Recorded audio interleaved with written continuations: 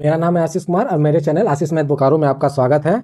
आज हम railway NTPC 10 जनवरी 2021 के सेकंड शिफ्ट का क्वेश्चन करेंगे और आज हम इस सेट से गणित के सारे क्वेश्चन के एकदम बेहतरीन सॉल्यूशन आप लोगों को देने वाले हैं। तो जुड़े रहिए मेरे साथ और इस लेक्चर के वीडियो के लिए आप मेरे टेलीग्राम चैनल आशीष मैथ बोकारो पे विजिट कर सकते हैं। चलते हैं क्वेश्चन की ओर। क्वेश्चन नंबर 1 में 82% छात्र उत्तीर्ण है और उनमें 2% छात्र पुनः परीक्षा की श्रेणी में रखा गया है। अनुत्तीर्ण हुए छात्रों की संख्या 592 है। तो कक्षा में कुल छात्रों की संख्या, कुल छात्र मान लेते हैं, कुल छात्र कितना है? 100% है। 82% छात्र तो उत्तीर्ण हो गया, पास हो गया, और 2% छात्र फिर से एग्जाम दे रहा है। तो बचा कितना? 16% छात्र, जो ये क्या है? अनुत्तीर्ण है। 16% छात्र क्या है? अनुत्तीर्ण है, यानी फेल है, फेल हो गया है। तो 16% छात्र फेल है। यहाँ कितना बता रहा है? 592 संख्या जो अनुत्तीर्ण है, यानी 16% के लिए 592। तो टोटल हमको कुल निकालना है ना, तो कुल 100 के लिए कितना? सिंपल है। तो पहले भागा होता है फिर गुना, तो 16 से भागा देंगे, 16 3 48, 16 7 112 और फिर गुना करेंगे 37 इंटू 100। ये हो जाएगा 3700 3700, जो कि ऑप्शन नंबर 3 में है। बढ़ते नेक्स्ट क्वेश्चन की ओर। क्वेश्चन नंबर 2 में 3 सेंटीमीटर त्रिज्या और 5 सेंटीमीटर ऊंचाई के धातु के एक बेलन को पिघलाकर 1 सेंटीमीटर ऊंचाई और 1 mm आधार वाली त्रिज्या का शंकु बनाए तो कितने शंकु बनेंगे? तो यहां बोल रहा है ये क्या है? बेलन है। ये क्या है? बेलन है।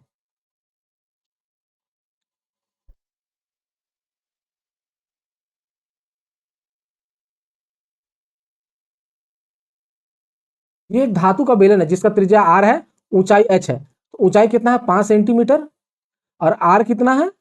3 सेंटीमीटर। तो एक चीज बता देते हैं, इस धातु के बेलन को पिघलाकर एक दूसरा बनाया जाता है। क्या बनाया जाता है? ये शंकु बनाया जाता है, छोटा शंकु।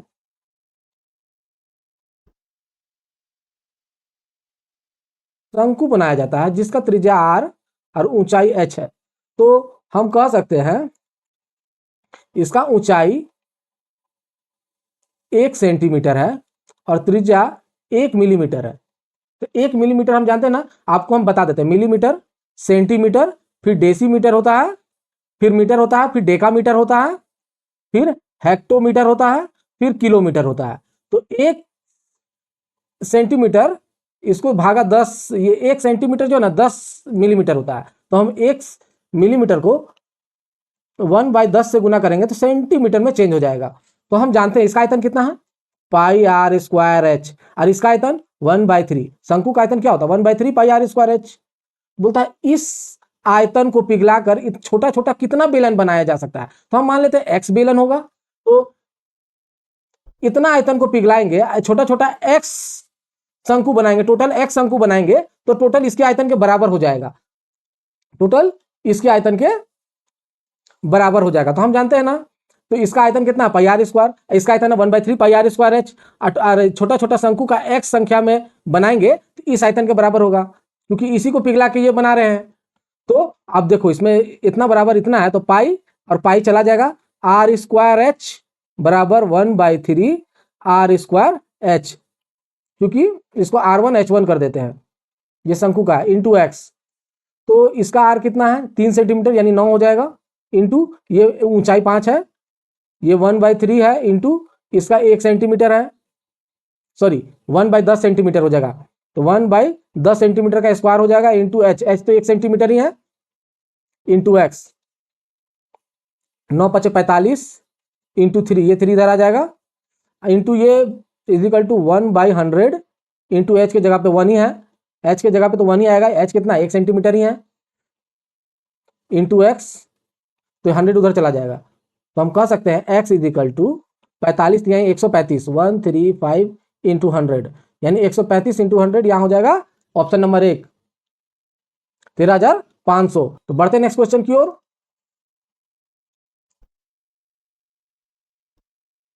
क्वेश्चन नंबर 3 में यदि एक संख्या के 1/5 को उसी संख्या के 2/3 से गुना करने पर 480 प्राप्त होता है, तो वह संख्या क्या है? डैश है। तो मान लेते वो संख्या x है, तो वो संख्या x है, तो यानी x/5 को 2x/3 से उसी संख्या का 1/5 और उसी संख्या का 2/3 को गुना कर देते हैं तो कितना प्राप्त हो रहा है? 480 प्राप्त हो रहा है। जो बोल रहा है वही करते हैं। तो ये हो जाएगा 5 तिहाई 15, तो ये हो जाएगा 2x² और 15 उधर चला जाएगा।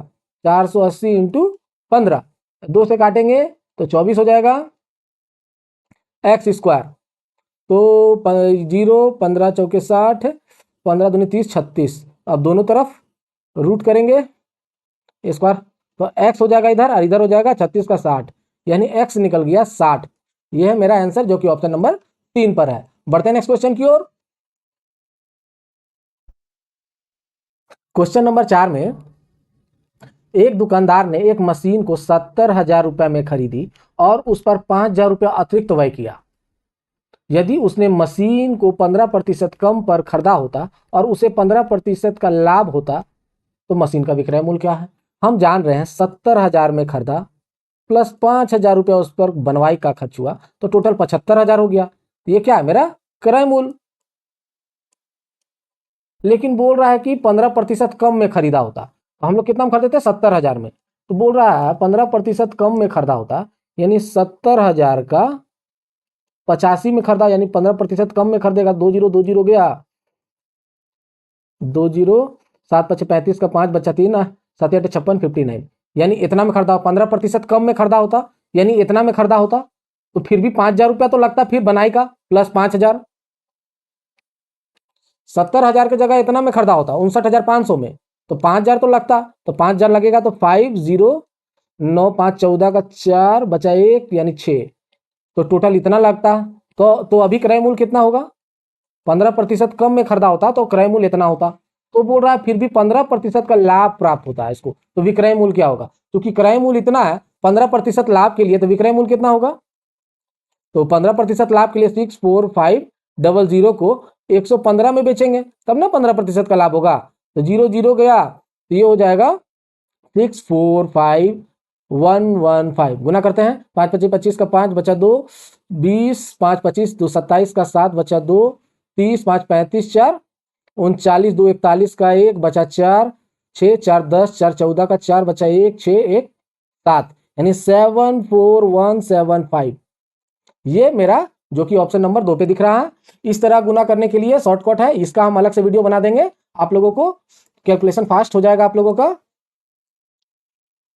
बढ़ते नेक्स्ट क्वेश्चन की ओर। क्वेश्चन नंबर 5 में 200 किलोमीटर दूरी पर स्थित दो अलग अलग स्टेशन से एक ही समय पर एक दूसरे की ओर चलने वाली दो रेलगाड़ियां उनमें से किसी एक स्टेशन से 110 किलोमीटर दूर एक दूसरे से मिलती है, तो उनके चालों का अनुपात बोल रहा है कि ये जो दूरी है 200 किलोमीटर का है, दो स्टेशन के बीच कितना दूरी है? 200 किलोमीटर का है। तो बोलता है दो एक ही समय पे दो ट्रेन खुलता है, एक इधर से खुलेगा एक इधर से खुलेगा, दोनों एक दूसरे की ओर खुलता है। बोलता है 110 किलोमीटर किसी एक स्टेशन से, बोल रहा है किसी एक स्टेशन से 110 किलोमीटर का दूरी पर मिलता है। अगर टोटल तो 200 है तो एक स्टेशन से 110 किलोमीटर पर मिलता है, तो बोल रहा चालों का अनुपात। मान लेते हैं ये पहला रेलगाड़ी है, ये दूसरा रेलगाड़ी है, इसका चाल x किलोमीटर प्रति घंटा है, इसका चाल y किलोमीटर प्रति घंटा है, दोनों एक दूसरे की ओर आ रहा है, ये इतना किलोमीटर है। तो अगर ये 110 है, टोटल तो 200 है, तो ये 90 होगा। सिंपल सी बात है, तो ये कितना होगा? 90 होगा। तो हम जानते हैं जब दो ट्रेन एक ही समय पे अलग अलग स्टेशन से एक दूसरे की ओर बढ़ता है तो मिलने का समय दोनों का बराबर होता है, यानी दोनों का मिलने का समय यानी t, समय क्या है? t बराबर है, तो समय बराबर है तो t इज इक्वल टू होगा इसका 110/x, समय इक्वल टू दूरी बटा चाल। दूरी कितना है? 110 किलोमीटर, ये इतना 90 किलोमीटर, तो 110, चाल कितना? x, इसका समय कितना होगा? 90/y, दूरी बटा समय। समय इक्वल टू क्या होता है? दूरी बटा चाल। तो ये दूरी है, क्योंकि दोनों t बराबर है, यानी 110/x बराबर हो जाएगा 90/y का, क्योंकि दोनों का समय बराबर है तो हम इसको लिख सकते हैं ना 110/x इतना बटा 90, 0 गया और x इधर चला जाएगा, यानी x/y इज इक्वल टू हो जाएगा 11/9। तो इसका बोल रहा समय का अनुपात x 11 y 9, तो दोनों का चालों का अनुपात निकल गया ना, तो x 11 y 9 ऑप्शन नंबर 3। बढ़ते हैं नेक्स्ट क्वेश्चन की ओर। इसका मिलने का समय बराबर, जब दो ट्रेन एक ही समय पर एक दूसरे की ओर बढ़ता है तो मिलने का जो समय होता है दोनों का बराबर होता है। जब एक दूसरे से मिलेगा तो ये भी टी समय चला होगा, ये भी टी समय चला होगा, दूरी दिया हुआ था तो चार समय निकल गया। बढ़ते नेक्स्ट क्वेश्चन की ओर। क्वेश्चन नंबर 6 में 301 से 399 तक गणना करने पर अंक 3 कितनी बार आता है? तो बोल रहा 301 से 399, तो हम देख रहे हैं 301 से 399 तक। अगर हम इसका इकाई दहाई सैकड़ा, अगर हम सैकड़ा का स्थान पे ले, सैकड़ा का स्थान को ले तो टोटल 301 से 399 तक टोटल 99 गो 3 होगा। अगर हम दहाई का स्थान ले तो 330 से लेकर 331, 332 डॉट डॉट डॉट 339 तक होगा। टोटल 10 संख्या हो जाएगा। 30 39 तक टोटल कितना होगा? 10 संख्या। यहां टोटल 99 संख्या है, यहां टोटल 10 संख्या है। और इकाई के स्थान पर, इकाई के स्थान पर कहां कहां आएगा? इकाई के स्थान पर जैसे 303, 313, 323, 333, 343, 353, 363, 373, सॉरी 373 और 383 और 393, टोटल इतना संख्या आएगा। देखो इकाई के जगह पे 99 संख्या, दहाई के जगह पे 10 संख्या आएगा। 30 से लेकर 339 तक टोटल 10 संख्या है। और इकाई के स्थान पर 1 2 3 4 5 6 7 8 9 10, यहां भी 10 संख्या आएगा। तो हम टोटल को अगर हम जोड़े तो इकाई के स्थान पर 99 संख्या, इकाई के स्थान पर 99 संख्या प्लस दहाई के स्थान पर 10 संख्या प्लस इकाई के स्थान पे भी 10 संख्या, ये हो जाएगा 119, 119। टोटल 119 संख्या होगा जो कि ऑप्शन नंबर 4 पे है। तो हम सैकड़ा का स्थान पर, इकाई के स्थान पर, दहाई के स्थान पर ये कुल संख्या जोड़ देंगे, निकल जाएगा। तो हम सैकड़ा के स्थान पर, दहाई के स्थान पर और इकाई के स्थान पर, तीनों सैकड़ा के स्थान पर 99 है, दहाई के स्थान पर 10 है और इकाई के स्थान पर भी 10 है। टोटल 199 संख्या है। बढ़ते नेक्स्ट क्वेश्चन की ओर।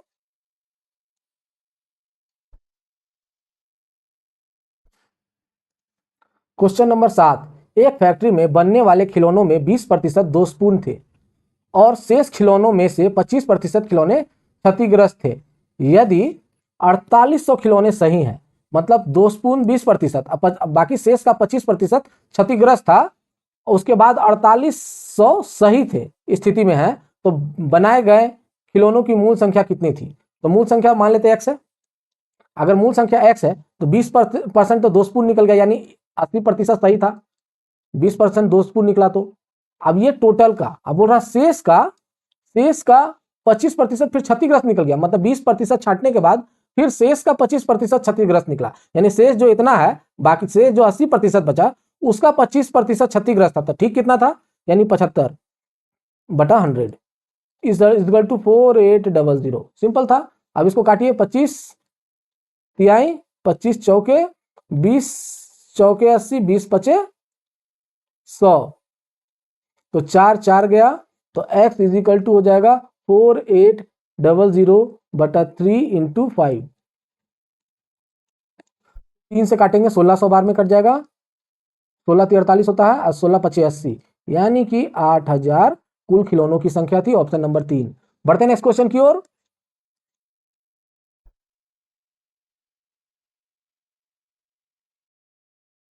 क्वेश्चन नंबर 8, यहां बोल रहा है 1 - 1/n plus 1 - 2/n plus 1 - 3/n plus n तक पदों के परिणाम क्या होंगे? यहां थोड़ा गलत हुआ, plus dot dot dot n तक पदों का परिणाम क्या होगा? तो हम देख रहे हैं कि 1 - 1/n plus 1 - 2/n plus 1 - 3/n।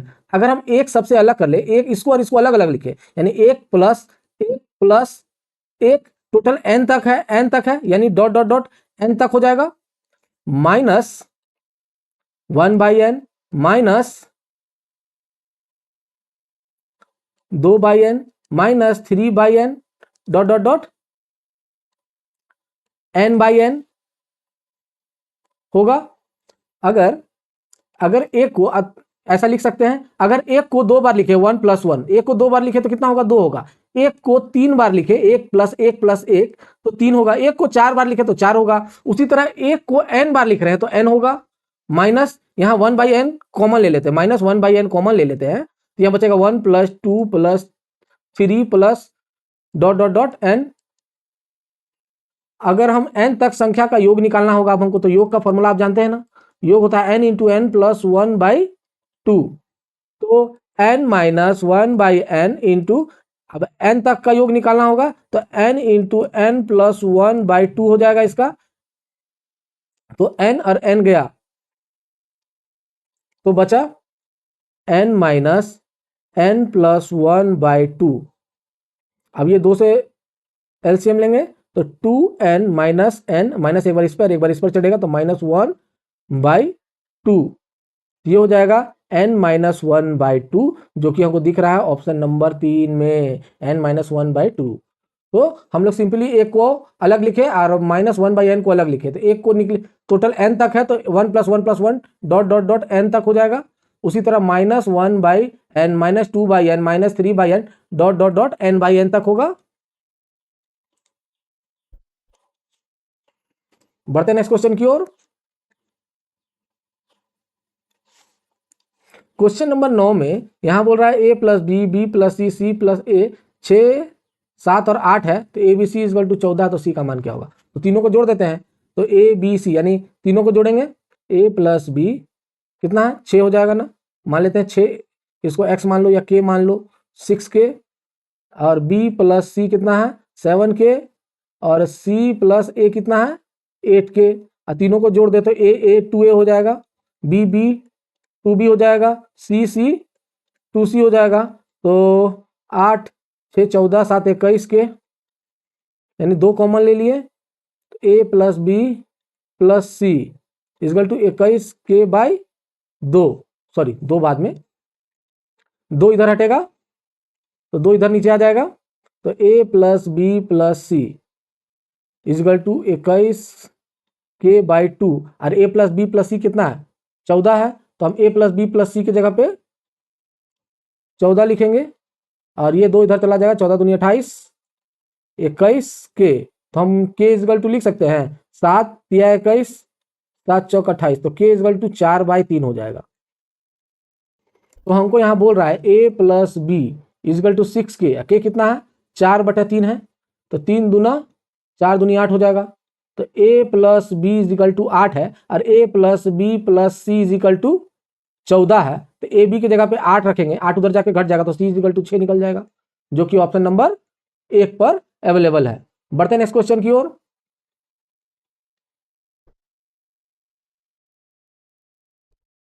Question number 10, 3 आदमी और 3 लड़के मिलकर किसी कार्य को 10 दिन में पूरा करते हैं, जबकि एक आदमी के स्थान पर एक लड़का को काम पर रखा जाता है, तो यह कार्य 12 दिन में पूरा हो जाता है। तो 2 आदमी और 2 लड़के मिलकर इस कार्य को कितने दिन में करेंगे। तो हम एक चीज देखते हैं, 3 मैन + 3 बॉय मिलकर 10 दिन में काम पूरा कर रहे हैं। अब बोल रहा है एक आदमी की जगह एक लड़का आ जाता है, यानी एक आदमी गया तो 2 मैन बचा और प्लस 4 बॉय हो जाएगा, तो उस काम को 12 दिन में खत्म कर रहा है।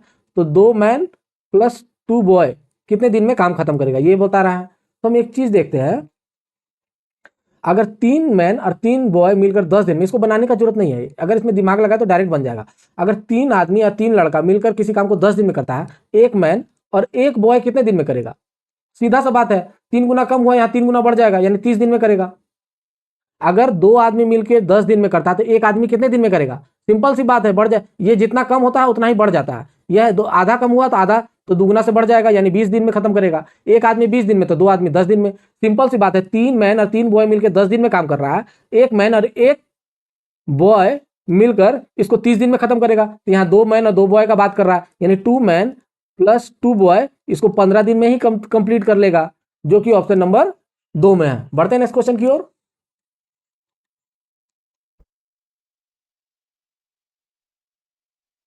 क्वेश्चन नंबर 11 में यहाँ x और y दिया गया है, तो x और y, तो y हो जाएगा इधर 2 उधर चला जाएगा, तो 12/7, x 12 y 7, तो 12 - 7, 12 + 7 + 14/19, ये हो जाएगा 12 में 7 घटेगा 5 बचेगा, ये 19 हो जाएगा प्लस 14/19, तो 19, 14 5 19, 19/19 बचा 1, ऑप्शन नंबर 19/19 यही है 3। बढ़ते हैं नेक्स्ट क्वेश्चन की ओर। क्वेश्चन नंबर 12,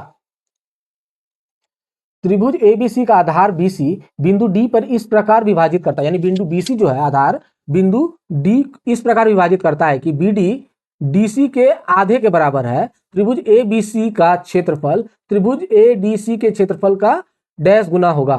तो हम एक त्रिभुज बना लेते हैं,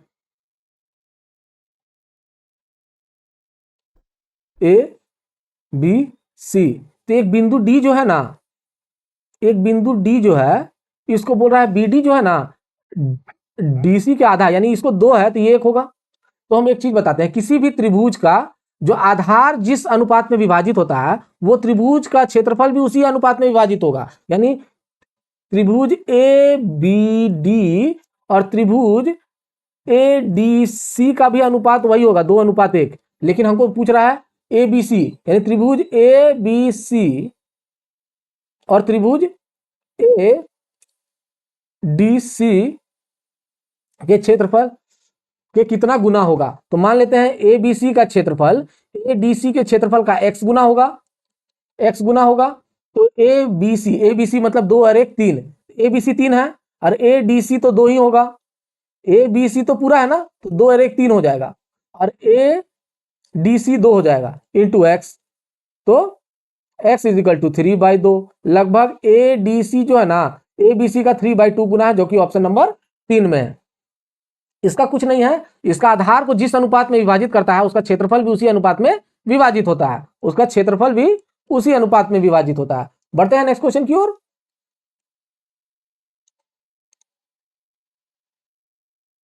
क्वेश्चन नंबर 13 में 9,000 की राशि को समान रूप से कुछ छात्रों में वितरित किया जाता है। यदि छात्र की संख्या 20 अधिक होती तो प्रत्येक छात्र को 160 कम मिलते, तो छात्रों की मूल संख्या।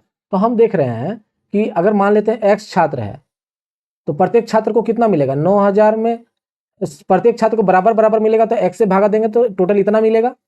लेकिन बोल रहा है अगर छात्र 20 कम होता, मतलब 20 अधिक होता, x + 20 होता, तब कितना मिलता, तब 9,000 x + 20 मिलता। पहले इतना मिल रहा था, अभी इतना मिल रहा है, पहले प्रत्येक छात्र को इतना मिल रहा था, अभी इतना मिल रहा है, लेकिन बता रहा है 160 कम मिल रहा है, तो यानी दोनों का डिफरेंस कितना है, 160 होगा। तो हम ऐसा लिख सकते हैं ना, 9,000/x माइनस 9,000 x + 20 160, क्योंकि 160 इसको कम मिल रहा है तो घटाएंगे तो 160 निकलना चाहिए, तो 9,000 को कॉमन ले लेते हैं, 1/x माइनस 1/x + 20, 160, 1010 गया। अब इसको काटेंगे, x और x + 20 को एलसीएम लेंगे तो ऊपर बचेगा x + 20 माइनस x = 16, इधर 900, ये नीचे हो जाएगा 900 इंटू ये x और x गया, ऊपर बचा 20, ये x² + 20x हो जाएगा = 16। तो ऊपर हो जाएगा 900 × 20 बटा x² + 20x = 16 हो जाएगा। हम 16 को 4 चौके 16, 4 पचे 20 काट सकते हैं ना, कटेगा 225 बार में कट जाएगा, तो ये उधर चला जाएगा, ये 225 × 5 और x² + 20x कितना हो जाएगा, 5 × 25 का 5, 5 दूनी 10, 2 12, 5 दूनी 10 और 1 11, ये हो जाएगा x² + 20x। तो अब तो हमें द्विघात समीकरण मिल रहा है, या फिर इसको सॉल्व करें या फिर हम ऑप्शन को बैठा के भी बना सकते हैं। तो हम लोग क्या करेंगे, पहले 30 को बैठाते हैं, तो 30 बैठाएंगे तो 30, 3 दूना 600 हो जाएगा, और 9 9 6 1500, चूंकि कितना आ रहा है 1125, तो नहीं होगा, यानी ये नहीं होगा। अब 30, अब 30 की जगह 20 बैठा के देख लेते हैं, 20 20 400 हो जाएगा, और यहाँ भी 400 हो जाएगा, 4 4 800 हो रहा है, यहाँ 1100 हो रहा है, यानी 20 से ज़्यादा वाला लगेगा। 25 बैठा के देख सकते हैं, 25 बैठाएंगे तो 25 दूना 50 पे 0, 25 का 625 होता है, 625, यही आ रहा है।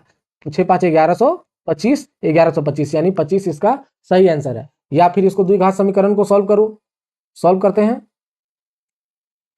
द्विघात समीकरण को। ये हो जाएगा x square plus 20x minus 1125 is equal to 0। तो इसको सॉल्व करेंगे, ये हो जाएगा 25 और 25 चौके 125, 25 125 यानी 45 और 25, 45 और 25 में 20 का डिफरेंस है, हाँ 20 का डिफरेंस है, हो जाएगा। यानी 25x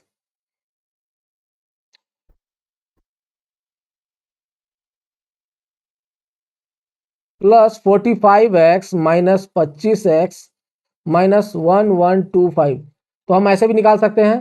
तो अभी हमको ये पता इतना इतना में टूटा है, तो x का मान यानी तो माइनस 45 आएगा, यानी तो प्लस 25 आएगा। आप यहां से भी निकाल सकते हैं डायरेक्ट।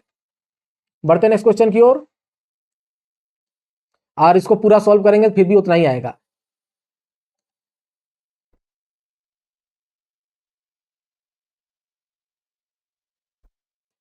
क्वेश्चन नंबर 14 में किसी प्रतियोगी परीक्षा में सही उत्तर पर 1 अंक मिलता है, हल ना किए गए प्रश्न पर 0 अंक मिलता है, और प्रत्येक गलत उत्तर पर आधा अंक काटा जाता है। तो अंबिका ने 120 प्रश्नों के उत्तर दिए और 90 अंक प्राप्त हुआ, तो उसके द्वारा दिए गए उत्तरों में से सही कितने थे?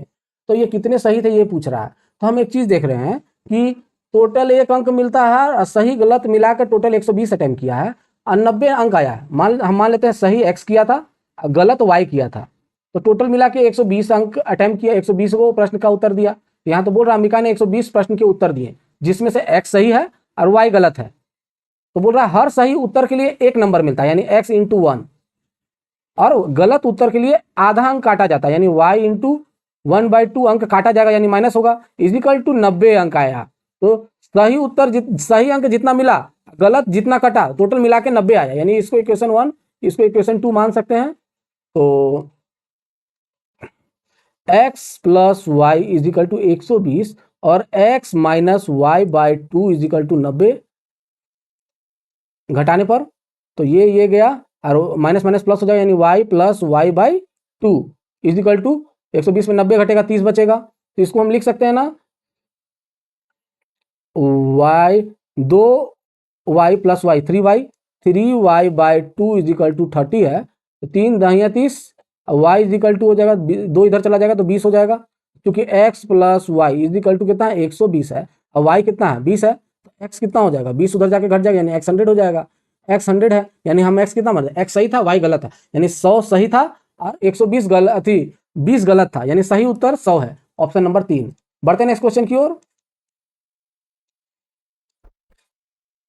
क्वेश्चन नंबर 15 में cot a 1/√3 दिया हुआ है, तो 1 minus cos 2a 1 plus cos 2a का मान निकालना है। तो हम cot a इजल टू 1/√3, तो cot a 1/√3 किसका होता है, cot 60 का होता है, COT cot 60 हो जाएगा, तो a इजल टू 60 डिग्री निकल गया ना।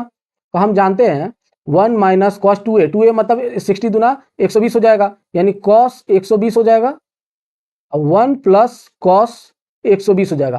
क्योंकि 120 है तो ये सेकंड क्वाड्रेंट में चला गया, सेकंड क्वाड्रेंट में यानी 90 प्लस थीटा कर सकते हैं ना, तो हम इसको कर सकते हैं 1 minus cos 90 plus 30 degree, 90 plus theta, 1 plus cos 90 plus theta कर सकते हैं। तो सेकंड क्वाड्रेंट में सिर्फ साइन कोसेक पॉजिटिव होता है, साइन कोसेक, तो यहाँ पर कॉस है तो नेगेटिव हो जाएगा, यानी 1 minus sine 90 plus theta, cos 90 plus theta sine theta होता है, सॉरी कॉस 90 प्लस थीटा यानी साइन थीटा, यानी साइन थीटा हो जाएगा, यानी साइन 30 डिग्री, लेकिन माइनस साइन थीटा होगा, सॉरी, तो माइनस साइन थीटा होगा, और 1 प्लस माइनस ये भी हो जाएगा साइन थीटा, साइन 30 डिग्री, तो हो जाएगा 1 माइनस माइनस प्लस हो जाएगा प्लस साइन 30 डिग्री, और 1 माइनस ये प्लस माइनस माइनस हो जाएगा साइन 30 डिग्री।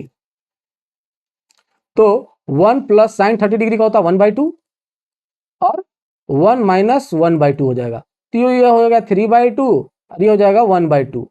तो 2 2 गया, यानी यहां इसका आंसर हो जाएगा 3, जो कि ऑप्शन नंबर 2 पे दिख रहा है। बढ़ते हैं नेक्स्ट क्वेश्चन की ओर। क्वेश्चन नंबर 16, एक छात्र साइकिल द्वारा 8 किलोमीटर प्रति घंटा की चाल से 3/2 घंटे में स्कूल पहुंचता है। स्कूल से वापसी के दौरान आधे घंटा आराम करता है। वापसी के दौरान क्या करता है? आधा घंटा आराम करता है और 1 किलोमीटर छोटा रास्ता से जाता है। तो उसकी साइकिल की चाल में कितनी वृद्धि की जानी चाहिए ताकि वह उस समय पर घर पहुंच सके? मतलब जो समय पे पहुंचा था उसी समय पर घर पहुंच सके। पहले इसका चाल क्या था? 8 किलोमीटर प्रति घंटा। समय कितना देर लग रहा था इसको?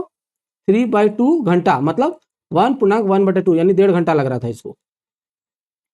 तो इसका दूरी क्या होगा? दूरी इक्वल टू हम जानते हैं चाल इंटू समय। चाल कितना? 8। समय कितना लग रहा है? 3/2, 4 3 12, 12 किलोमीटर का दूरी था। अब क्योंकि इसको 12 किलोमीटर का दूरी तय करना है, अब आते वक्त भी 12 किलोमीटर का दूरी तय करना होगा, लेकिन बोल क्या रहा ना, आधा घंटा आराम करता है, 1 किलोमीटर छोटा रास्ता से आता है, यानी अब इसको 11 किलोमीटर का दूरी तय करना है।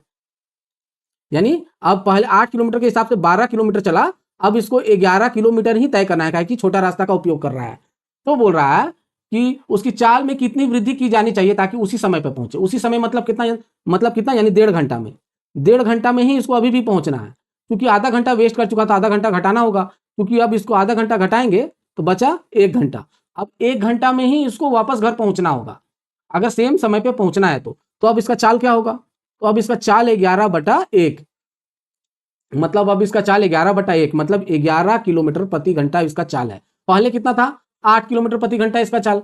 पहले 8 किलोमीटर प्रति घंटा था, अब 11 किलोमीटर प्रति घंटा इसका चाल हो गया। कितना बढ़ गया? 3 बढ़ गया ना, 8 3 11। अब इसी का प्रतिशत निकालना है, बोल रहा कितना प्रतिशत वृद्धि हो जाएगा। तो हम देखते हैं 3 × 100/8। 8 से प्रतिशत निकालने के लिए 8 से 12.5, 12.5 यही 37.5, 37.5%, जो कि दिख रहा है हमको ऑप्शन नंबर 2 में। तो हम लोग जानते हैं ना, इसका पहले दूरी दे दिया है, चलो इसको एक बार और बनाते हैं आप लोगों को समझाने के लिए। एक साइकिल द्वारा, बोल रहा है चाल जो है ना इसका 8 किलोमीटर प्रति घंटा है और समय इसको लग रहा है टी 3/2 घंटा, जो कि इसको 1.5 घंटा भी कह सकते हैं, 1/1/2 आवर। तो अब चाल समय दिया तो दूरी निकल जाएगा, दूरी इक्वल टू चाल इंटू समय होता है, यानी 8 × 3/2, 2 से काटेंगे 4 बार में, 4 3 12 किलोमीटर, 12 किलोमीटर निकल गया ना दूरी, मतलब 8 का चाल से 12 किलोमीटर चला था। अब हम जानते हैं कि अब मेरा चाल, अब 12 किलोमीटर इसको तय करना है। कितना तय करना है? बोल रहा वापसी के दौरान आधा घंटा तो रेस्ट कर देता है, उसके बाद 1 किलोमीटर छोटा रास्ता जाता है, क्योंकि उसको 12 किलोमीटर गया था, 12 किलोमीटर आता, लेकिन अब 1 किलोमीटर छोटा रास्ता आ रहा है। अब कितना आ रहा है? 11 किलोमीटर ही आ रहा है। पहले 12 किलोमीटर गया था, अब 11 किलोमीटर ही आना है, क्योंकि 1 किलोमीटर छोटा रास्ता का प्रयोग कर रहा है। तो बोल रहा है उसकी साइकिल की चाल में कितनी वृद्धि की जानी चाहिए ताकि उसी समय पर घर पहुंच सके। तो उसका बोला साइकिल का चाल में कितना वृद्धि की जानी चाहिए। तो हम एक चीज देख रहे हैं कि आधा घंटा वेस्ट किया था, क्योंकि इसको उसी समय पे पहुंचना है, यानी उसको 1.5 घंटा में ही पहुंचना होगा, क्योंकि आधा घंटा वेस्ट कर चुका है, तो अब उसको 1 घंटा में पहुंचना होगा, आधा घंटा, क्योंकि उसी समय पे पहुंचना है। तो अब 1 घंटा बचा हुआ है उसके पास, तो अब 1 घंटा, तो चाल क्या होगा अब? तब नया चाल क्या होगा? तो चाल क्या होगा? तो 11 किलोमीटर उसको आना है, 1 घंटा में आना है, तो 11/1, तो ये हो जाएगा 11 किलोमीटर प्रति घंटा इसका चाल हो जाएगा। पहले चाल क्या था? 8 किलोमीटर प्रति घंटा, अब हो गया चाल 11 किलोमीटर प्रति घंटा, तो 3 का बढ़ गया ना, तब हमको कितना वृद्धि हुआ है? 3 का वृद्धि हुआ है, उसी का प्रतिशत निकाल देते हैं। तो प्रतिशत जिसका निकालना है इंटू 100, और जिस पर निकालना है 8 से 12.5, 12.5 तिहाई 37.5, 37.5% का वृद्धि हुआ है, जो कि ऑप्शन नंबर 2 में है। फिर से बढ़ते हैं नेक्स्ट क्वेश्चन की ओर। क्वेश्चन नंबर 17 में एक आयतकार खेत की लंबाई 16 मीटर है, चौड़ाई 12 मीटर है, उसके एक चौड़ाई वाले भाग को खुला छोड़कर शेष 3 भाग और कटीले तार के बाड़ा लगाई जानी है, तो 25 पैसे प्रति सेंटीमीटर की दर से बाड़ा की लागत की गणना करें। 25 पैसे प्रति सेंटीमीटर की दर से बाड़ा की गणना करें। तो हम देख रहे हैं एक बाड़ा बनाते हैं, जिसका लंबाई 16 और चौड़ाई 12 है। बोल रहा चौड़ाई की तरफ से एक तरफ को छोड़ के बाकी 3 तरफ, यानी ये 16 और ये 12, तो 16 16 32 और 12 44 मीटर बाड़ा लगाना है हमको। 44 मीटर का बाड़ा लगाना है, ताकि हम जानते हैं 16 प्लस 12, एक 12 को नहीं लेना है, एक साइड को नहीं लेना है और बाकी 3 साइड को लेना है, तो 44 मीटर हमको बाड़ा लगाना होगा। तो बोल रहा 25 पैसे प्रति सेंटीमीटर, मतलब 1 सेंटीमीटर का 25 पैसा है। तो 1 मीटर कितना होता है 100 सेंटीमीटर, तो 100 सेंटीमीटर के लिए कितना, यानी 1 मीटर, यानी 100 सेंटीमीटर के लिए कितना, तो 25 पैसे बटा 1 इंटू 100, तो इसको 2500 पैसा हो जाएगा। इसको रुपया में कन्वर्ट करेंगे तो 100 से भाग करेंगे, यानी 25 रुपया प्रति मीटर लगेगा। तो 25 रुपया प्रति मीटर लगेगा, तो हमको 1 मीटर में 25 रुपया, तो मेरे पास टोटल 44 मीटर है, तो कितना होगा, तो 25 पहले भागा होता है फिर गुना, तो 25 बटा 1 इंटू 44, 25 चौके 100, 25 चौके 100 110, यानी 1100 रुपया लगेगा। ऑप्शन नंबर 3 में अवेलेबल है। बढ़ते हैं नेक्स्ट क्वेश्चन की ओर।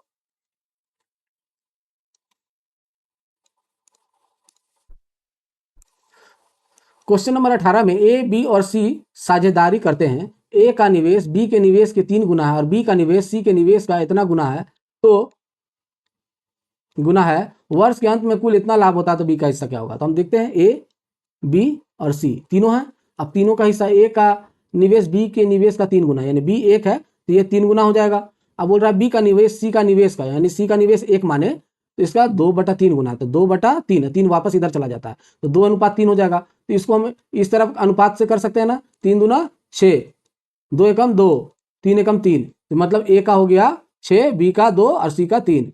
तो बोल रहा है बी का हिस्सा, तो 6 2 8 3 11, 11 के लिए 6600, तो बी का हिस्सा कितना है 2 के लिए कितना, बी का हिस्सा पहले भागा फिर गुना, तो 11 छक 66 600 और 6 दूनी 1200, बी का हिस्सा हो जाएगा ऑप्शन नंबर 3। बढ़ते नेक्स्ट क्वेश्चन की ओर।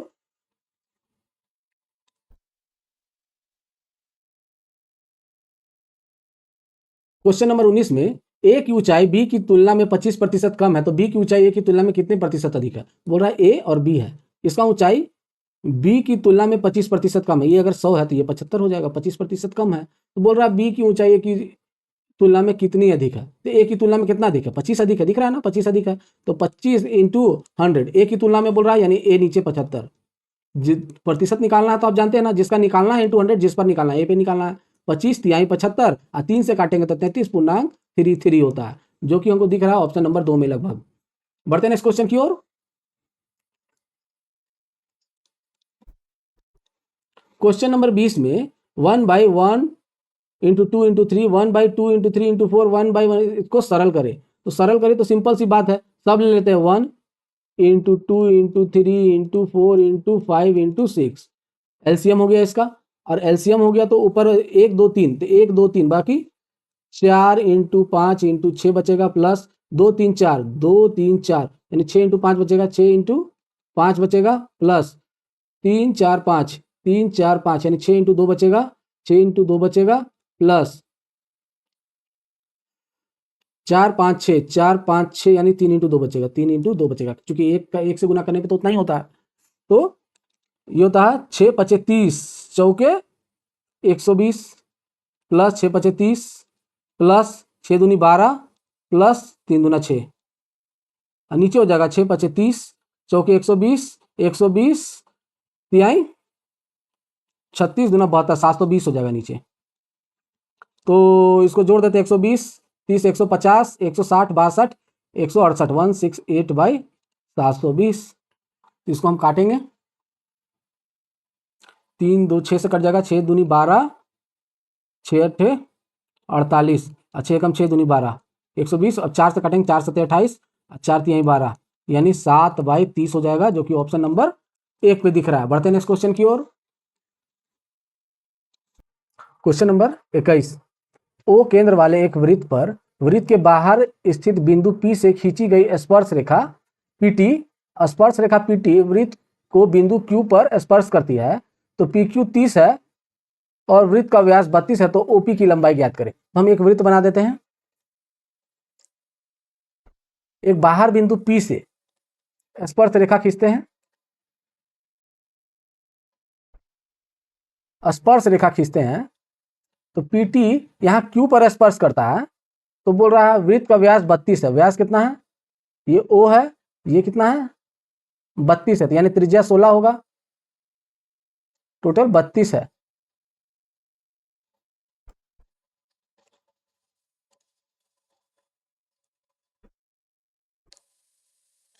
तो OP यानी OP का लंबाई बोल रहा है, यानी ये लंबाई बोल रहा है यहां तक OP।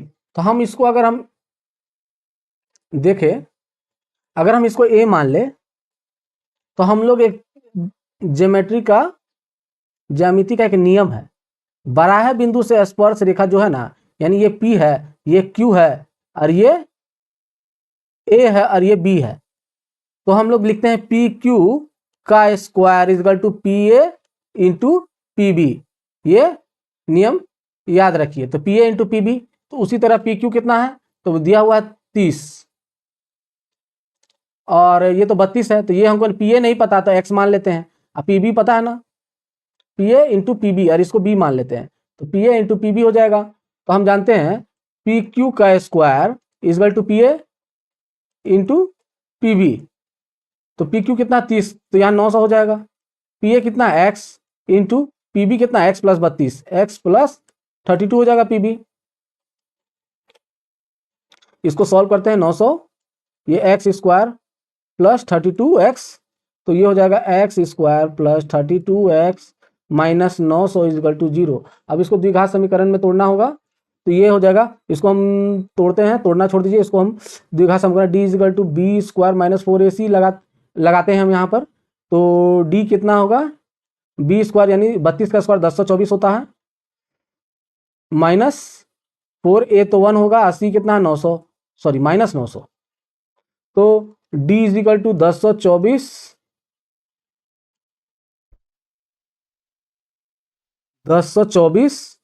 प्लस 9 चौके 36, तो d हो जाएगा 4624। अब 4624 हो गया, इसको मिटाते हैं।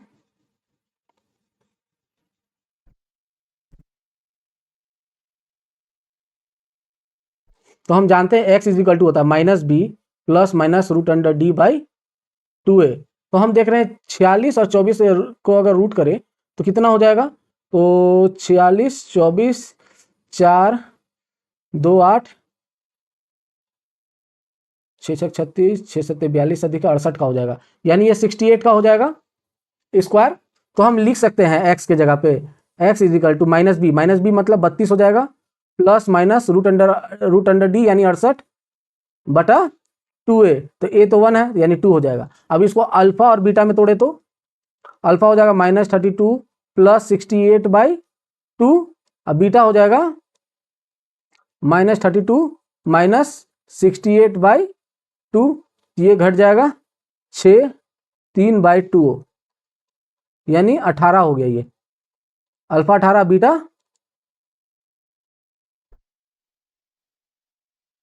100 माइनस 100 बाई 2 यानी 50 हो जाएगा, माइनस 50। तो मेरा x का मान क्या निकला? मेरा x का मान निकला,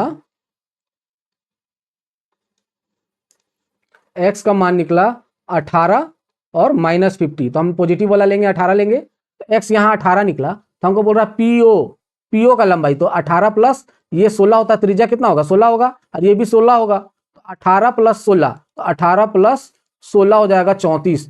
ये है मेरा ऑप्शन नंबर 3। तो पीओ कितना हो जाएगा? 34 हो जाएगा, पीओ 34 हो जाएगा। तो हम इसको इसमें तोड़ दिए, अब इस द्विघात समीकरण लगा दिए, d is equal to b square minus 4ac, 68 निकला, एक्स का मान इतना है, अल्फा बीटा मान मतलब 18 और ये निकल गया, तो हम लोग पॉजिटिव वाला लेते हैं 18। बढ़ते हैं नेक्स्ट क्वेश्चन की ओर।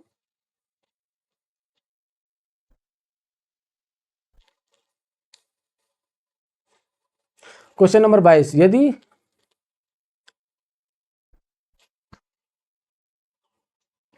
क्वेश्चन नंबर 22, 3 यातायात सिग्नल 48 72 108 सेकंड के अंतराल में बदलते हैं, यदि वे 8:20 में बजे से पहली बार एक साथ बदलना शुरू होते हैं तो वे एक साथ फिर किस समय बदलेंगे? यानी 48 72 और 108 सबका एलसीएम निकाल देना है। तो 12 चौक 48, 12 से सब कट रहा है, 12 चौक 48, 12 छक 72, 12 9 108, 2 दूनी 4, 2 तिया 6, 9, 3 एकम 3 तिया 9, 2 3 दूनी 6, 6 36, 12 इंटू 36 सेकेंड हो जाएगा। इसको मिनट में चेंज करेंगे तो 60, 6 छक 36, 12 छक 72 बाई 10, 7 बार में बचा 2 बाई 10, इसको 60 से गुना करेंगे तो 0 0 गया, यानी 12 मतलब 7 मिनट 12 सेकेंड, 7 मिनट 12 सेकेंड। तो बोल रहा है कि वे फिर से एक साथ किस समय बदलेंगे, तो फिर से एक साथ किस समय बदलेंगे, तो ये 7:12 में, तो यहाँ 7:12 ऐड कर देंगे, तो 8 27 12 जो कि ऑप्शन नंबर 3 में दिख रहा है। हम क्या किए, इसको 60 से भागा किए ताकि ये मिनट में चेंज हो जाए, मिनट इतना मिनट हो गया, अब ये मिनट हो गया तो इसको भागा देंगे 7 बार में, 7 दही 70, तो 7 मिनट निकल गया बटा 2/10, यानी यहाँ 7 मिनट निकल गया, और 2 बटा जो 10 निकला इसको 60 से भागा किए तो सेकेंड में यानी 6 दूनी 12, यानी 7 मिनट और 12 सेकेंड निकल गया। बढ़ते हैं नेक्स्ट क्वेश्चन की ओर। क्वेश्चन नंबर 23, यहाँ x का मान दिया हुआ है और x - 1/x का मान पूछ रहा है, तो हम जानते हैं ना x = 2 - √3, तो 1/x का भी मान निकाल लेते हैं, तो 1/2 - √3 हो जाएगा। इसको रेशनलाइजेशन करेंगे 2 + √3 से, 2 + √3 से,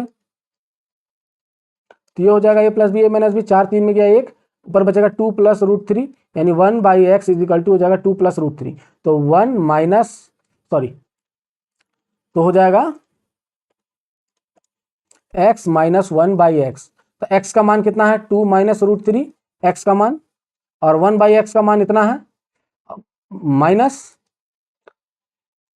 + √3, नीचे 1 तो 1 ही रहता है, इतना हो गया, 1/x का मान इतना है, तो 2 - √3 -2 -√3, ये माइनस माइनस गया, -2 √3 हो जाएगा, जो कि ऑप्शन नंबर 2 में दिख रहा है। बढ़ते नेक्स्ट क्वेश्चन की ओर। क्वेश्चन नंबर 24 में ए और बी दोनों ने समान धनराशि समान अवधि के लिए उधार ली। ए ने 8% वार्षिक चक्रवृद्धि ब्याज की दर से उधार ली और बी ने 5% अर्धवार्षिक चक्रवृद्धि ब्याज की दर से उधार ली। तो एक वर्ष की समाप्ति पर बी और ए द्वारा चुकाया गया ब्याज, बी और ए द्वारा चुकाया गया ब्याज, तो हम देख रहे हैं ए और बी, ए का कितना ले रहा है, मान लेते हैं दोनों धन 100 है, 100 दोनों 100 लिया है, ये भी 100 ये भी 100, इसका दर कितना है पी 100 है, इसका दर कितना है 8% वार्षिक है, और समय 1 वर्ष, समय तो का तो दोनों 1 वर्ष का है, इसका भी पी धन 100 है और दर कितना है 5% की दर से, क्योंकि 1 वर्ष के लिए तो अर्धवार्षिक है तो समय 2 बार हो जाएगा, तो दोनों का ब्याज कितना होगा 100 का, अगर 1 वर्ष में 100 का ब्याज 8% है तो 8 ही प्रतिशत होगा, और बी में ए और इसका 2 बार लगेगा, तो पहला और दूसरा 5% की दर से, पहला साल 5%, दूसरा साल भी 5%, और फिर ये 5 का भी 5% लगेगा, अगर मूलधन 100 है तो, मूलधन 100 है तो, क्योंकि चक्रवृद्धि ब्याज ले रहा है ना, इसका भी 5% लगेगा 0.25, ये हो जाएगा 10.25, ये 8% है, ये 10.25 है, तो हमको बी और ए का पूछा, यानी पहले बी और ए, तो इसको काटते हैं, ये 100 हो जाएगा, 25 चौके 100 और 25 चौके 100, 25 एकम 25 और 8 चौके 32 और 41, ये ए अनुपात बी है, तो हमको बी अनुपात ए यानी 4। बढ़ते नेक्स्ट क्वेश्चन की ओर।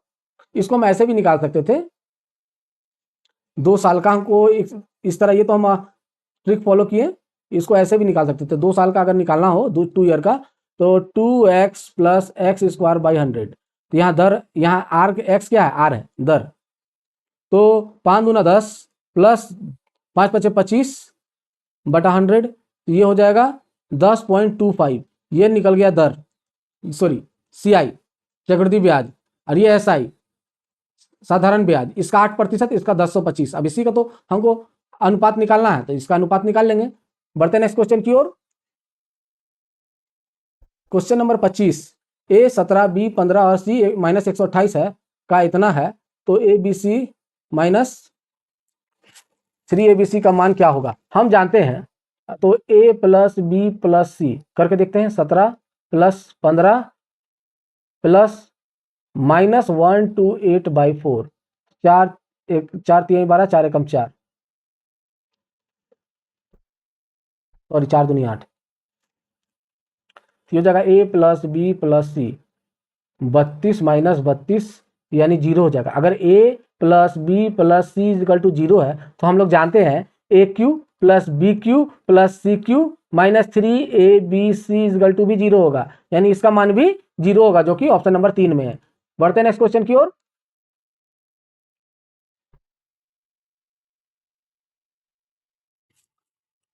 क्वेश्चन नंबर 26 में 30 अंकों की गणितीय परीक्षा में 40 छात्र वाले कक्षा ए में प्राप्तांकों का माध्य 23 है। इसी परीक्षा में 45 छात्र वाली कक्षा बी द्वारा प्राप्तांकों का माध्य 22 है। तो दोनों कक्षा में प्राप्तांकों का माध्य और ए में प्राप्तांकों का माध्य का अनुपात क्या होगा? तो दोनों कक्षा का माध्य पूछ रहा है, यानी ए में कितना है 40 छात्र है और 40 छात्र का माध्य कितना है 23 है, और बी में 45 छात्र है और उसका माध्य कितना है 22 है। तो योग क्या होगा? तो देखो औसत में योग निकालना है, तो राशियों का योग बटा राशियों की संख्या, औसत इंटू राशियों की संख्या होता है। तो औसत का फॉर्मूला क्या है? औसत राशियों का योग बटा राशियों की संख्या। तो योग निकालना है तो औसत को संख्या से गुना कर देंगे, यानी 40 × 23। उसी तरह इसका भी योग निकालना हो तो ये हो जाएगा 45 × 22, 23 चौके 19, सॉरी 23 चौके 92 0, और ये हो जाएगा 900, ये होगा 99 0। तो अब योग हो गया, इसका योग इतना है, इसका योग इतना है। तो अब बोल रहा है ए प्लस बी का अनुपात निकालना, तो ए प्लस बी का, तो दोनों का योग कितना है 920 प्लस 990 बटा टोटल संख्या कितना है। तो औसत निकालने का, दोनों का औसत निकालना है। दोनों का औसत निकालने के लिए क्या करेंगे? राशियों का योग बटा राशियों की संख्या। ये दोनों का योग निकल गया, दोनों का संख्या कितना है, एक का 40 है एक का 45। तो 40 45 कितना होता है, एक का 40 और एक का 45, तो हो जाएगा ए प्लस बी का औसत निकल जाएगा। तो ए प्लस बी का औसत कितना होगा 0, 9 2 11 बचा 1, 9 दूनी 18 1 19 बटा 85। इसका अब 5 से 17 बार में, 5 3 15, 5 8 40, 5 दूनी 10, 382/17 इसका औसत है। बोल रहा है दोनों का, और दोनों कक्षा का माध्य और ए का माध्य, तो हमको पता दोनों कक्षा का माध्य यानी ए प्लस बी का माध्य और ए का माध्य का अनुपात बोल रहा है। ए प्लस बी कितना निकाले अभी हम? ए प्लस बी का निकाले अभी हम 382/17, और इसका माध्य हमको ए का तो पहले से बताया कि इसका माध्य 23 है, इसका 23 हो जाएगा। तो ये 17 उधर चला जाएगा, 382 23 × 17। तो ए बी और ए का माध्य वही बोला था हमको। देखो इसको गुना करने का भी जरूरत नहीं पड़ा, 382 एक ही में दिख रहा है, यहां पर है ऑप्शन नंबर 4। बढ़ते नेक्स्ट क्वेश्चन की ओर।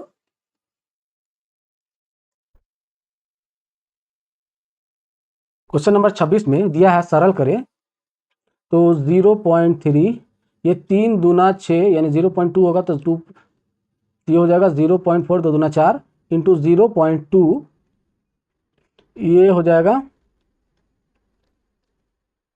0.2 × 2, ये भागा गुना हो जाएगा तो ऊपर चला जाएगा 2 प्लस 0.2, 0.3 पॉइंट गया तो बचा 3/4 इंटू 0.2, ये 2 दूनी 4 दूनी 8, 8 हो जाएगा 0.8 प्लस 0.2, तो हो जाएगा 3/4 इंटू 0.2 इंटू ये हो जाएगा 1.0, यानी 1 हो गया, यानी ये कटा 10, 2 दूना 4 और 2 से काटेंगे तो 1.5 हो जाएगा, तो 1.5/10 तो हो जाएगा 0.15 हो जाएगा आंसर। क्वेश्चन नंबर ऑप्शन 1 पे है। बढ़ते नेक्स्ट क्वेश्चन की ओर। क्वेश्चन नंबर 27, रहीम ने 45 रुपए प्रति केजी की दर से 20 केजी संतरा खरीदा और 54 रुपए प्रति केजी की दर से बेच दिया। इस अवधि के दौरान 1.5 किलो संतरा जो है ना खराब हो गया। यदि उसने खराब संतरा को 10 रुपए प्रति केजी की दर से बेचा तो कुल लाभ या हानि। हम देख रहे हैं 45 रुपया प्रति केजी के हिसाब से खरीदा, तो कितना खरीदा, 20 केजी खरीदा, और बोल रहा 54 रुपया के हिसाब से बेच दिया। 54 रुपया के हिसाब से बेचा, कितना बेचा, टोटल 20 किलो था, तो टोटल 20 किलो था, तो 20 किलो में 1.5 किलो खराब हो गया, 1.5 बचा क्या, 18.5 किलो, यानी 18.5 किलो को 54 के हिसाब से बेचा है केजी को। अब बाकी जो 1.5 किलो था, बाकी जो 1.5 केजी था उसको 10 के हिसाब से बेचा है, 10 रुपए के हिसाब से बेचा है। तो हम देखते हैं तो मेरा क्रय मूल्य कितना हुआ, तो क्रय मूल्य मेरा होता है 45 के हिसाब से 45 इंटू 20, तो ये मेरा 45 दूना 90 यानी 900 रुपया मेरा क्रय मूल्य निकल गया। क्योंकि 20 किलो खरीदे थे 45 के हिसाब से, तो 45 इंटू 20 टोटल 900 रुपया। उसी तरह ये बेचे कितना में, 54 के हिसाब से, चूंकि 1.5 किलो खराब हो चुका तो 18.5 किलो, यानी 54 इंटू 18.5, तो टोटल इतना रुपया हो जाएगा। तो 54 को काटते हैं, 5 दूनी 10, 5 तिहाई 15, 5 सत्ते 35, 2 से 27 बार में, तो 27 इंटू 37। आप चूंकि 1.5 किलो को 10 के हिसाब से बेचे हैं, तो 1.5 किलो इंटू 10, तो एक जीरो नीचे आएगा, 0 0 कट गया, यानी 15, टोटल ये इतना रुपया प्लस 15 रुपया, तो 7 7 49 का 9 बचा 4, 7 तिहाई 21, 7 दूनी 14, 35 4 39 बचा 3, 3 दूनी 6, 3 9 प्लस 15, क्योंकि 1.5 किलो 10 के हिसाब से बेचे थे, इधर 15 रुपया हुआ, तो ये हो जाएगा 5 9 14, 10 1 11, 10, तो मेरा विक्रय मूल्य कितना हो गया, 1014। क्रय मूल्य कितना था, 900। तो अब हमको पता है ना कि अब हम कैसे, ये मेरा विक्रय मूल्य कितना हो गया, 1014, तो लाभ कितने का हुआ, 114 रुपया का। तो अब हमको लाभ प्रतिशत निकालना है, तो प्रतिशत के लिए क्या करेंगे, लाभ इंटू 100 बटा क्रय मूल्य कितना है, 900, 0 0 गया, और 9 से काटेंगे, 9 एकम 9, 2 4, 9 दूनी 18, 6/9, जो कि हो जाएगा 12 2/3%, जो कि ऑप्शन नंबर 4 में दिख रहा है। बढ़ते हैं नेक्स्ट क्वेश्चन की ओर। क्वेश्चन नंबर 28 में, एक इमारत में बनी एक खिड़की तल से 10 मीटर ऊंची है। खिड़की के तल पर बिंदु P का उन्नयन कोण 30 डिग्री है और बिंदु P से इमारत का शीर्ष का उन्नयन कोण 60 डिग्री है। तो इमारत की ऊंचाई, तो हम देख रहे हैं, तो पहले इसको हम बना लेते हैं फिगर। देखते हैं, एक इमारत बनाते हैं, और ये खिड़की कहाँ है, यहाँ पर है, खिड़की यहाँ पर है, बोलता खिड़की 10 मीटर ऊंचा, तो ये कितना है, 10 मीटर ऊंचा है। बोल रहा है इसका अवनयन कोण, अवनयन कोण मतलब ऊपर से नीचे बिंदु P तक का, ये बिंदु P है, ये बिंदु P है, 30 डिग्री है, तो ये 30 डिग्री है, तो ये भी 30 डिग्री होगा, सिंपल सी बात है, एकांतर कोण बराबर होता है। उसी तरह बोल रहा है अवनयन कोण 30 डिग्री है, और बिंदु P से इमारत का शीर्ष, यानी इमारत का शीर्ष तो ये है, का उन्नयन कोण 60 डिग्री, यानी यहां से इसको मिलाएं तो उन्नयन कोण कितना हो जाएगा, टोटल 60 डिग्री हो जाएगा, टोटल 60 डिग्री हो जाएगा। तो बोलता है इमारत का ऊंचाई, यानी ऊंचाई बोल रहा है h, यानी पूरा। तो हम एक चीज देखें, हम एक चीज हम तुमको, आप लोगों को बता देते हैं कि अगर ये 30 डिग्री है तो ये कितना हो जाएगा, 1 2, और ये हो जाएगा √3। अगर ये 60 डिग्री है तो ये √3 2 और 1 हो जाएगा। तो अगर ये देखते हैं, अगर ये 30 डिग्री है, यहाँ पहले इसको लेते हैं, ये 30 डिग्री है, तो ये हो जाएगा 1, ये हो जाएगा √3। तो 1 के लिए, एक के लिए 10 है, 10 है, तो √3 के लिए कितना, तो ये हो जाएगा 10 √3, तो ये तो निकल गया √3, तो ये कितना हो गया, 10 √3, ये 10 √3 हो गया ना, आधार निकल गया मेरा 10 √3। अब हमको पता है कि मेरा आधार 10 √3 है, टोटल 60, अगर ये 60 डिग्री वाला ले तो आधार मेरा 10 √3 है, तो नीचे वाला 1 होता है, ऊपर वाला √3 होता है, तो ये 1 है, और ये टोटल √3 हो जाएगा ऊपर से पूरा। तो एक के लिए 10 √3, तो √3 के लिए कितना, तो 10 √3 इंटू √3 हो जाएगा, जो कि 10 इंटू 3 = 30 हो जाएगा। यानी ये जो पूरा निकला √3 मेरा कितना निकला, 30 निकला, यानी मेरा ऊंचाई निकल गया 30। इसको इस तरह भी बना सकते हैं, ये फिगर याद रखने का है। अगर 30 डिग्री होगा तो 1 √3 और 2 होगा, अगर 60 डिग्री होगा तो √3 2 और 1 होगा, अगर 45 डिग्री होता है, तो ये 1 होगा, ये भी 1 होगा, ये √2 हो जाएगा। ये तीनों याद रखना है, ये तीनों याद रखने से आसानी से बनता है। बढ़ते हैं नेक्स्ट क्वेश्चन की ओर। क्वेश्चन नंबर 30 में समकोण त्रिभुज की भुजाएं ए बी और सी हैं, तो कर्ण क्या है? सी क्या है? कर्ण है। तो त्रिज्या आर वाले वृत्त त्रिभुज की तीनों भुजाओं को स्पर्श करती है, तो वृत्त की त्रिज्या ज्ञात करें, यानी त्रिज्या निकालने पड़ रहा है। एक समकोण त्रिभुज बना लेते हैं, एक समकोण त्रिभुज बनाए, बोला तीनों भुजा को स्पर्श करती है। अगर परिवृत्त होता, अगर परिवृत्त होता तो भुजा को ना स्पर्श करके शीर्ष को स्पर्श करता, तो परिवृत्त तो नहीं है।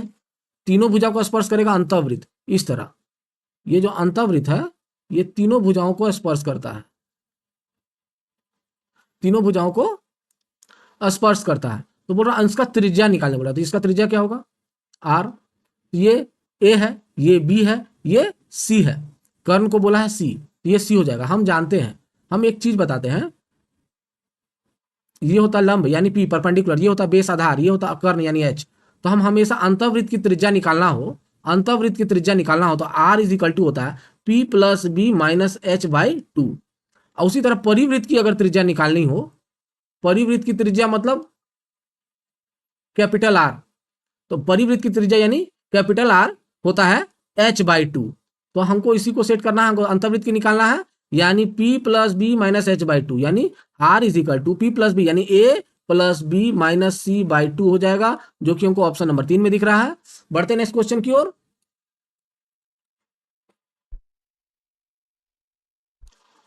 31 में निम्नलिखित तालिका 4 खिलाड़ियों द्वारा खेल में बनाए गए अंकों को दर्शाता है, खेल में बनाए गए अंकों को दर्शाता है, यानी ए बी सी डी 4 खिलाड़ी है और उसका गेम 1 गेम 2 गेम 3 गेम 4 में अंक को दर्शा रहा है। तो पढ़ते हैं क्या निकालना है। तो सभी खेलों को ध्यान में रखते हुए कुल मिलाकर सर्वश्रेष्ठ प्रदर्शन खिलाड़ी करने वाला कौन सा है?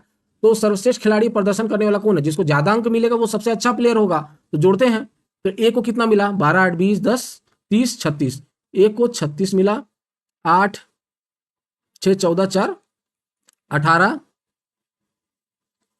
19 4 23 36 सॉरी 26 12 8 20 30 32। सबसे अधिक अंक किसको मिला है? ए को मिला है ना, 36, यानी ए ऑप्शन नंबर 2। बढ़ते हैं नेक्स्ट क्वेश्चन की ओर। क्वेश्चन नंबर 32, निम्नलिखित तालिका 4 खिलाड़ियों द्वारा खेल में बनाए गए अंक को दर्शाता है। सेम वही है, सभी खेल को ध्यान में रखते हुए ए द्वारा बनाए गए अंक का औसत, ए द्वारा बनाए गए अंक का औसत क्या होगा? तो ए का योग औसत क्या होता है? राशियों का योग बटा राशियों की संख्या। तो हमको औसत यानी एवरेज निकालना है, तो योग कितना होगा? 12 8 20 10 30 6 36, यानी 36 है। टोटल संख्या कितना है? 1 2 3 4, तो 4 से भागा देंगे, 4 9 36, यानी 9 हो जाएगा इसका औसत। ऑप्शन नंबर 1 में दिख रहा है। बढ़ते नेक्स्ट क्वेश्चन की ओर। क्वेश्चन नंबर 33 में निम्नलिखित तालिका 4 खिलाड़ियों द्वारा 4 खेलों में बनाए गए अंक को दर्शाता है। तो 4 खिलाड़ी द्वारा 4 खेल में अंक को दर्शा रहा है। सभी 4 खेल को ध्यान में रखते हुए कुल मिलाकर सबसे खराब प्रदर्शन करने वाला खिलाड़ी, सबसे खराब प्रदर्शन कौन करेगा? जिसका सबसे कम अंक आएगा। तो बी का देखो, एक में 0 है, एक में 8 है, 6 है, ये है। बाकी सबको देखो ज्यादा है, यानी सबको जोड़ देते। इसका तो अभी निकाले थे 36 है, तो 8 से 14, ये 18 हो जाएगा, ये 23 26 हो जाएगा, ये 12 8 20 10 30 32 हो जाएगा। सबसे कम खराब प्रदर्शन बी का है, 18 है, तो ऑप्शन नंबर 1। बढ़ते हैं क्वेश्चन नंबर 34 में निम्नलिखित तालिका 4 खिलाड़ियों द्वारा 4 खेलों में बनाए गए अंक को दर्शाता है। तो सी और डी द्वारा बनाए गए औसत अंक का अंतर, मतलब सी और डी का औसत निकालो, उसका अंतर। तो सी और डी का औसत निकालते हैं, तो सी का योग कितना हो रहा है? तो 8 19 23 3 26, यानी इसका योग कितना है? 26 बटा 4 हो जाएगा। इसका योग कितना है? 12 8 20 10 32 हो जाएगा, 32 बटा 4, 4 8 32 8 और 4 6 24.4 5 20, ये हो जाएगा। तो इसका डिफरेंस कितना है? वही बोल रहा, औसत अंकों का डिफरेंस। एक 8 है, एक 6.5, तो डिफरेंस हो जाएगा 1.5 का डिफरेंस है। तो यहाँ 1.5 ऑप्शन नंबर 3 में है। ये था लास्ट क्वेश्चन। इसी तरह के सॉल्यूशन के लिए आप मेरे चैनल से बने रहें। मेरा नाम है आशीष कुमार, और इस वीडियो के पीडीएफ के लिए आप मेरे टेलीग्राम चैनल ज्वाइन कर सकते हैं, जो मेरे डिस्क्रिप्शन में दिया हुआ है। धन्यवाद।